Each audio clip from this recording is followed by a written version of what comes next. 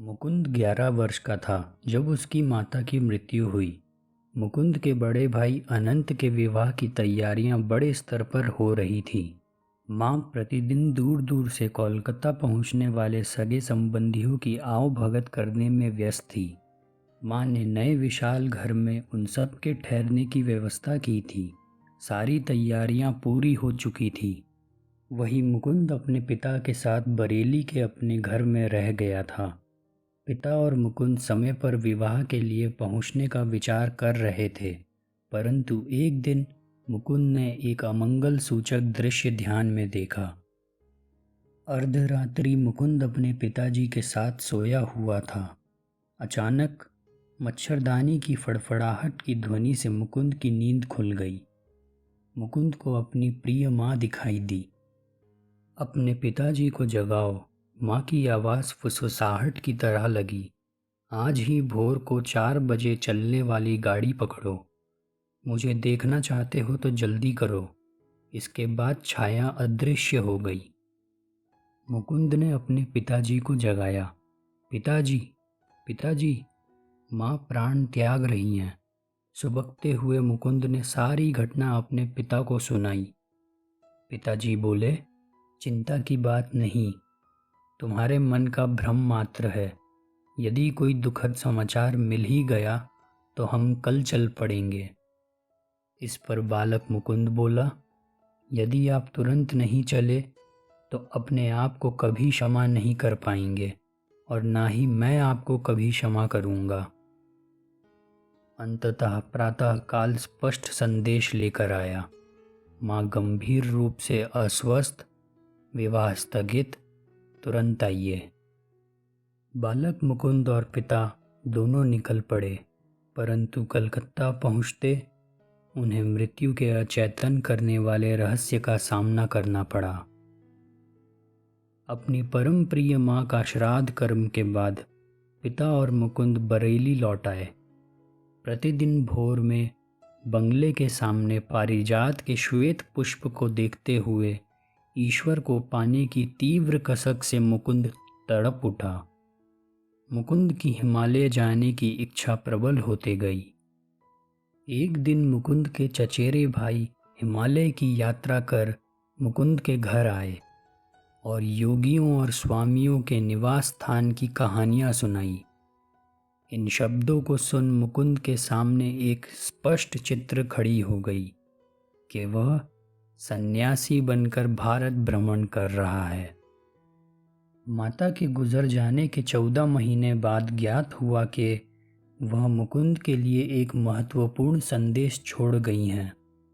मुकुंद के बड़े भाई अनंत ने बोला, मुकुंद, मुझे भय था कि इससे तुम्हारी गृह त्याग की इच्छा और भड़क उठेगी, परंतु तुम वैसे भी ईश्वर प्रेम से ओतप्रोत हो।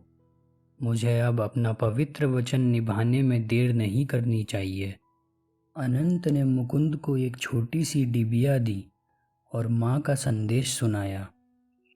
मेरे मुकुंद, मेरे ये शब्द तुम्हारे लिए मेरा अंतिम आशीर्वाद है। अब वो समय आ गया है जब मुझे तुम्हारे जन्म के पश्चात घटी अलौकिक घटनाओं से तुम्हें अवगत करा देना चाहिए। जब तुम गोद में नन्हे से शिशु थे, तभी मुझे तुम्हारे निहित मार्ग का पता चल गया था। मैं तुम्हें वाराणसी में अपने गुरु के घर ले गई थी। वहाँ शिष्यों की भीड़ की ओट में लगभग छिपे हुए मैं ध्यानस्थ लाहरी महाशय को कठिनता से देख पा रही थी। तुम्हें थपकियाँ देते देते मैं मन ही मन प्रार्थना करती जा रही थी कि गुरुदेव को वहाँ हमारी उपस्थिति का ज्ञान हो जाए और वे तुम्हें आशीर्वाद दे।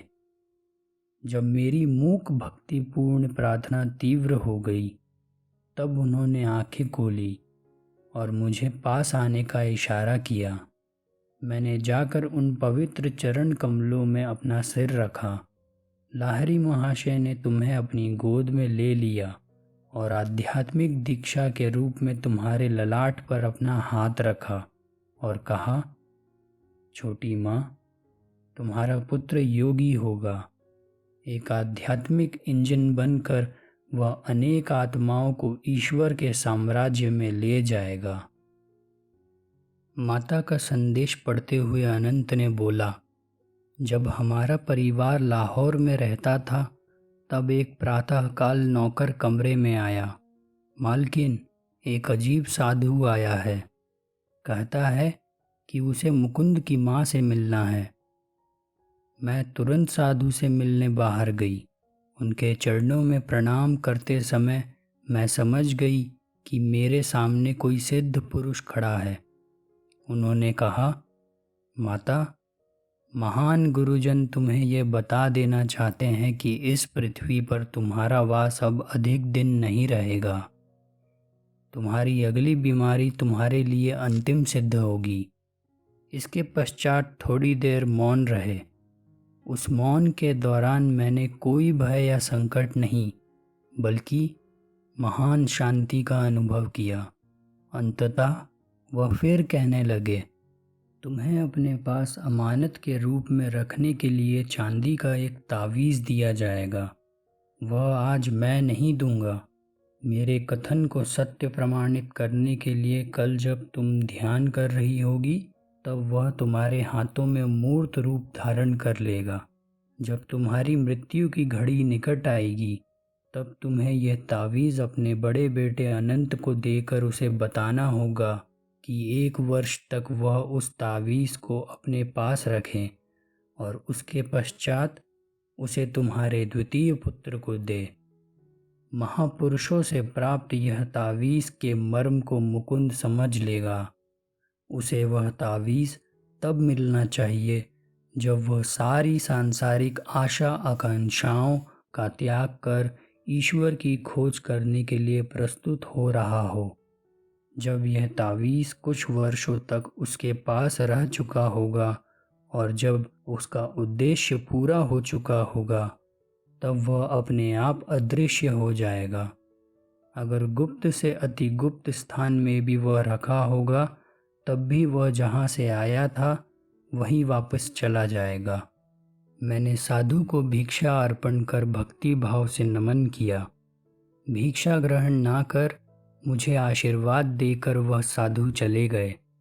अगले दिन संध्या को जब मैं हाथ जोड़कर बैठी थी तब अचानक चांदी का एक तावीज़ मेरी हथेलियों के बीच में प्रकट हो गया।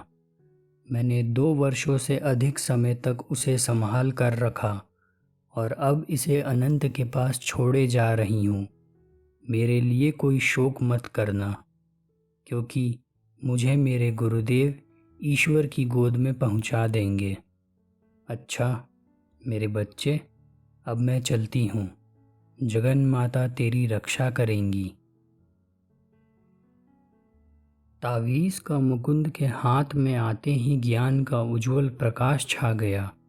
अनेक सुप्त स्मृतियां जागृत हो उठी। मुकुंद समझ गया था कि इस जन्म के जीवन पथ पर भी अदृश्य रूप से उसका मार्गदर्शन करने वाले पूर्व जन्मों के गुरुओं ने इसे भेजा था।